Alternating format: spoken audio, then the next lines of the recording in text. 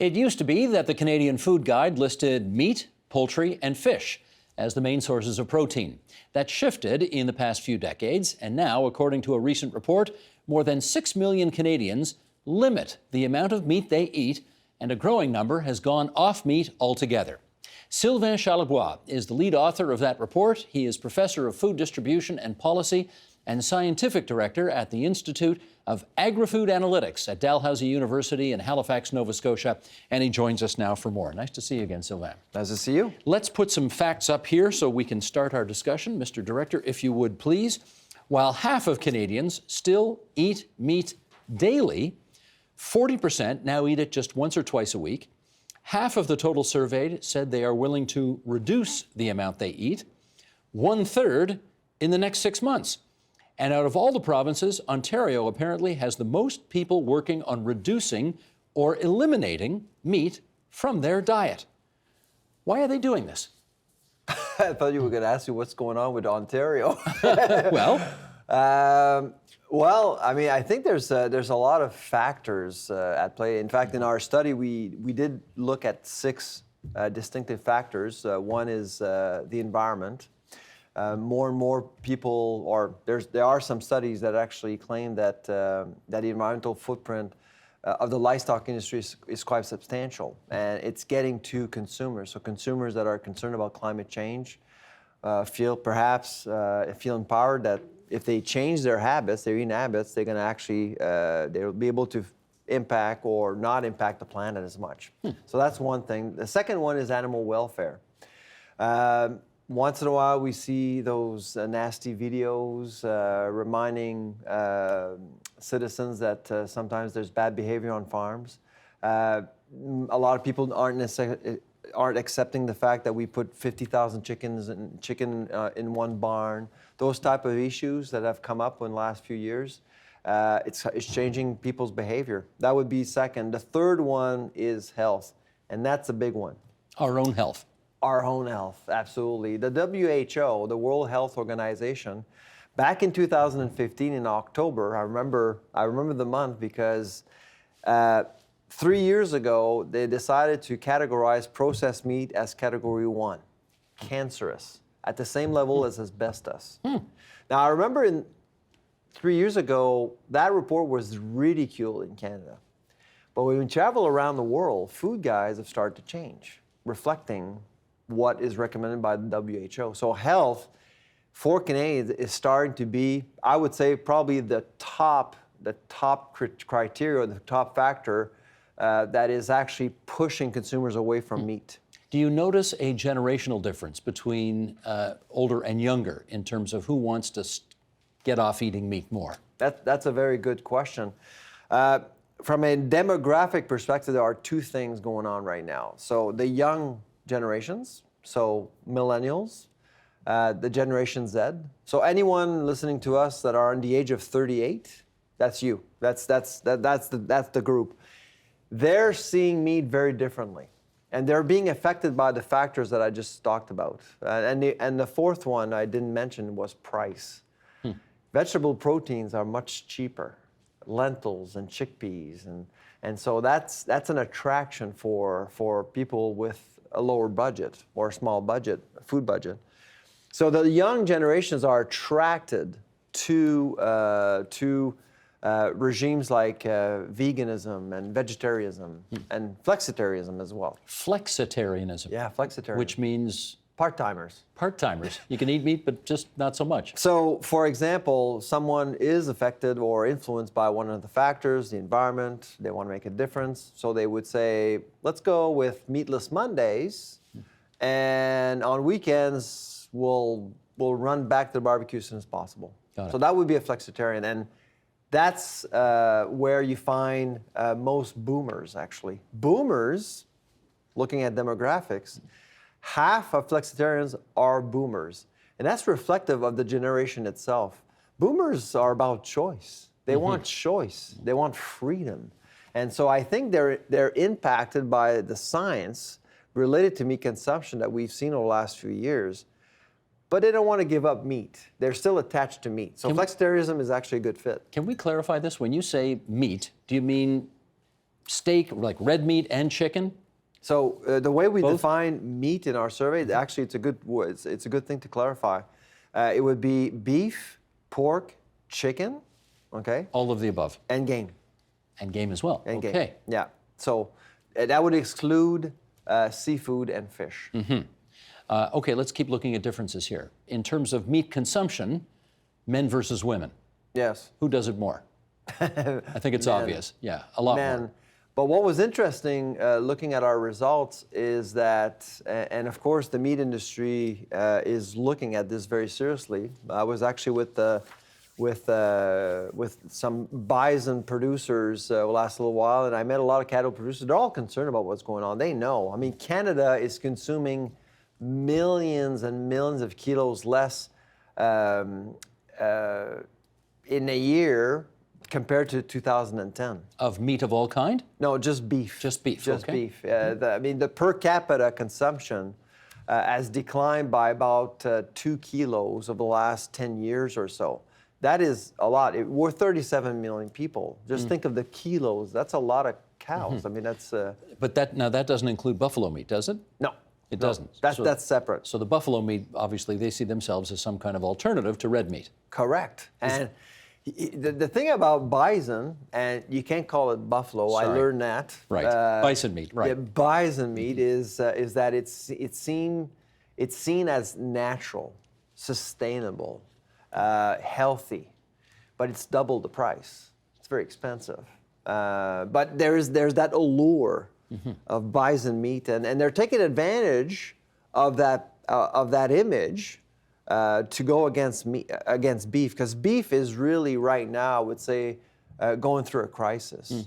There's no doubt in my mind when you look at the success of the Beyond Burger A&W, for example, came out of nowhere, and all of a sudden they run out of stock in August. I actually tried to taste a Beyond Burger. I don't know if you've tried to. No. It's a plant-based patty. There's no animal proteins there. How's it taste?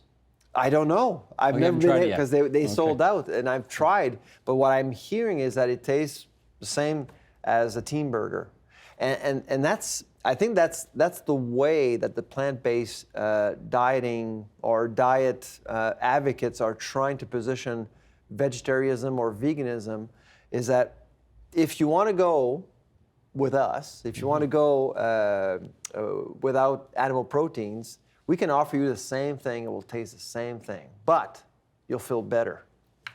Is it in fact the case that bison meat is healthier than red meat and that poultry is healthier than both of them? So I can't really, I'm not a medical doctor, so I don't know for sure. I'm not a nutritionist either, but what I've heard is that it is richer in iron. And in terms of nutrition value, it seems to be better. But of course, beef producers probably feel a little bit differently. Sure. How about for the environment? Which has less impact on the environment and then presumably on climate change beyond that? Well, clearly bison, because they actually use less feed. The conversion is not as high as beef. They can actually deal with the winter we have much better than cattle. How often do you hear of people trying to become vegetarian and then saying, thanks but no thanks, I'm going back to eating meat? A few. But here's the one thing I've noticed the last little while. You see, about 20, 30 years ago, I grew up on the countryside in Quebec, and vegans were seen as freaks of nature, really. I mean, when you think about 30 years ago, we barely knew that the word existed. Today, they're celebrated. I mean, if you look at the top 4 food books in the country right now in Canada, 3 of them are about veganism, and 1 of them is about raising children as vegans. It was unheard of 20, 30 years ago. And let's just be clear, vegans meaning no fish, you're not going to eat eggs because they come out of a chicken, like the whole You 9 won't even yards. buy fur or anything with leather. Right. This is about lifestyle, Right. a change in lifestyle. Those people are fully committed. With vegetarians, I agree. I've heard some people saying, maybe it's not for me. And they do change and they go back. My own wife actually did that herself. As soon as she became pregnant, she had some iron deficiencies, so she needed to eat meat. So those things do happen from time to time. But I would say when you look at the number of Canadians who are either reducing the amount of meat or have eliminated meat, we're looking at 6.4 million people right now in Canada. That's the GTA. That is a significant number. And because of the push of the younger generation, we estimate that number will actually go up over time. How much do economics have to play here? In other words, if the economy's good, people eat more meat because it's more expensive. And if the economy goes down, they eat less. Is that the case? Sort of. But here's a case for socioeconomics. 2014, people may remember what happened to beef prices in 2014. In 2014, beef prices at retail went up 20% in 6 months. People noticed. We published a food price report. We actually, in our report this year, we showed people that exact line going up in 2014. If you talk to butchers, if you talk to food retailers, that was a watershed moment. In 2014, veganism showed up as a result because, of course, plant-based proteins are cheaper. We didn't hear about it in 2014. We're hearing about it now. I would say that really that was the moment, I think, that consumers started to shop around for proteins, beyond animal proteins. Is there such a thing as ethical meat to eat in this country? Good question. Well, some people actually believe, in our study, we actually asked people, is eating meat a fundamental right? There's a lot of Canadians out there who actually believe that eating meat is a fundamental right and it is part of a balanced diet. And they do believe that eating meat is, in fact, ethical. So, I think it's a matter of perception. A lot of people out there also who have committed to veganism believe that, well, it's unethical. It's unethical, yes. What I'm concerned about right now, is that you're seeing kind of the same debate emerging as what we saw with GMOs. It was very polarized. I don't know if you remember, for a couple of decades, you either were for GMOs or genetically modified seeds, or you were against them, Monsanto and so on and so forth. I'm kind of seeing the same thing. You're either for animal proteins or against, and the veganism movement, because I think it is a movement going through a moment, is becoming more and more vocal. Let me ask you about religion, because there are Muslims and there are Jews who would say that halal-produced meats or kosher meats are treated in a more ethically humane fashion. Yes. Prepared, the animals are killed in a certain way, under certain supervision, and therefore that is a more, if you like, ethical kind of meat to eat. Yes. Do you agree?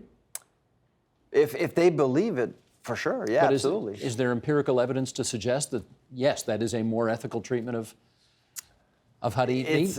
It's hard to demonstrate, to provide any evidence of that. I mean, there are certain practices that are recognized by religions for specific reasons. And personally, again, my background is our economics. I see it as an opportunity, to be honest. The halal market, even kosher, have been underserved. And there's a lot of people out there looking for specific pieces of meat. No matter what your beliefs are, no matter what kind of products you're looking for, food diversity pays. And when you talk to beef producers, they don't believe that. They think that all Canadians should eat meat as much as possible. In the agri-food sector, for decades, producers have seen the world through their own commodity. They don't see their commodity as part of a much larger portfolio of ingredients. That's the problem. So when beef producers see their market share go down, they panic. So, oh my God, we have to sell Canadians that beef is good. They don't want to recognize that bison meat is good or eating lentils is good. They just want to see, why not promote to Ontarians or Canadians that making a meatloaf with beef and lentils is a good thing? Why not? How would you know, though, if you bought a piece of, let's say you go buy a steak at the supermarket, how do you know if the animal has been well treated to begin with? Oh, goodness. You're talking about traceability. Tracing and tracking practices, ingredients, we are so far behind. And that's another concern of mine, to actually provide all the evidence that consumer needs at retail that goes on farms is going to be difficult. Of course, more and more farmers are trying to make the supply chain transparent as much as possible. You're hearing abattoirs putting cameras in their facilities to make sure that people can see in real time what goes on in the abattoir. I'm not sure I would look at that all day long, to be honest, because it's not pretty.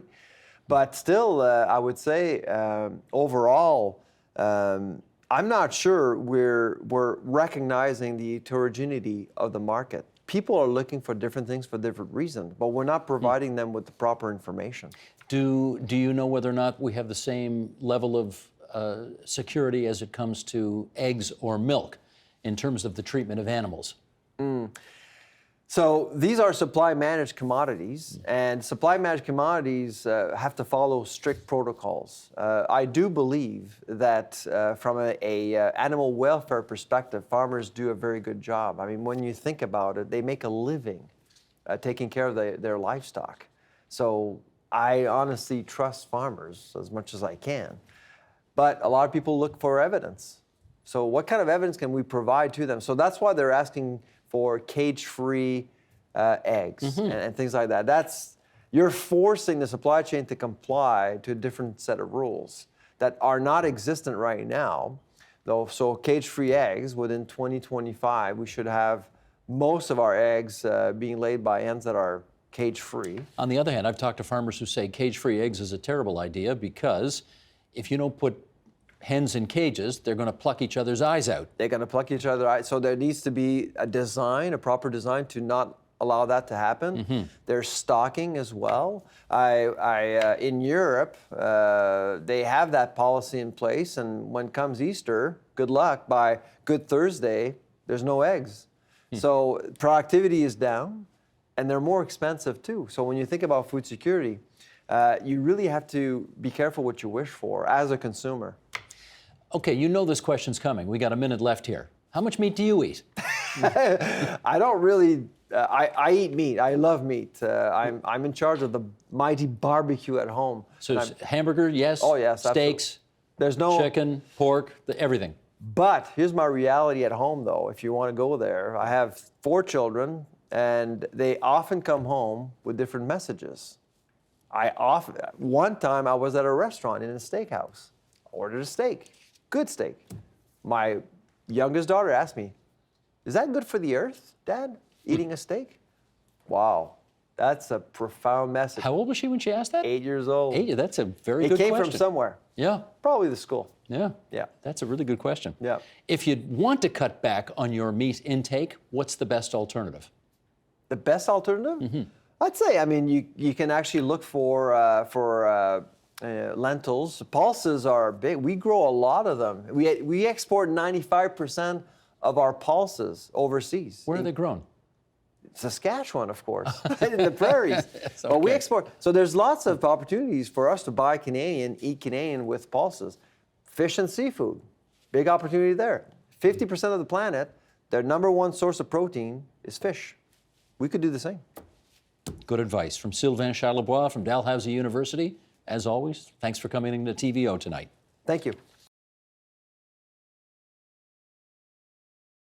The Agenda with Steve Paikin is brought to you by the Chartered Professional Accountants of Ontario, helping businesses stay on the right side of change with strategic thinking, insightful decisions, and business leadership. Are you on the right side of change? Ask an Ontario CPA.